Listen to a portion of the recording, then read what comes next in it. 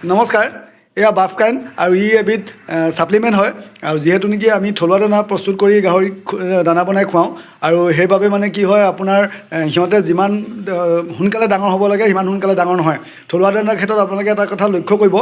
যে থলুৱা দানা অকল খুৱাই দিলে মানে আপুনি যিমান সোনকালে মানে তাক মানে ধৰি লওক ডাঙৰ কৰিব মানে বিচাৰে সিমান সোনকালে ডাঙৰ নহয় অলপ টাইম লয় সেইকাৰণে মানে কি হ'ল দানাৰ লগত থলুৱা দানাৰ লগত আমি কি কওঁ ছাপ্লিমেণ্ট মিনাৰেল মিক্সাৰ আৰু অন্যান্য ভিটামিনবিলাক আমি মানে লগত মিলাই দিওঁ দেই কাৰণ তেতিয়া মানে কি হয় আপোনালোকৰ মানে সোনকালে মানে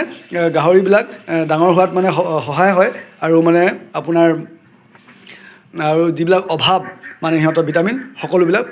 মানে সেই মেডিচিনৰ দ্বাৰা পোৱা যায় আৰু এই মেডিচিনটো মোক আমাৰ ভেটেৰিনেৰী মেডিকেলৰ ফালৰ পৰাই দিছে আৰু এইবিলাক মানে কি হ'ল ভাল ধৰণে আপোনালোকে দানাৰ লগত মিক্স কৰি পেলাই সিহঁতক দিব লাগে তেতিয়া প্ৰত্যেকে মানে ধৰি লওক আপোনাৰ ভালকৈ মিক্স আপ হৈ গ'লে মানে তেতিয়া মানে কি হ'ল প্ৰত্যেকে সমান্তৰালভাৱে পাব আৰু যিহেতু নেকি মানে চাওক অকল কচু বা তুঁহগুৰি আপোনাৰ ধৰি লওক কচু তাত যিখিনি ভিটামিন থাকিব লাগে সিমানখিনি পায় কিন্তু মানে কি হ'ল আপোনালোকে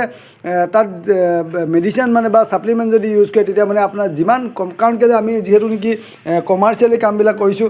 সেইকাৰণে মানে আমাৰ সোনকালে মানে ধৰি লওক গাহৰিটো ডাঙৰ হ'ব লাগে আৰু সেইকাৰণে আমি এই ছাপ্লিমেণ্টবিলাক ব্যৱহাৰ কৰিবলগীয়া হয় ধন্যবাদ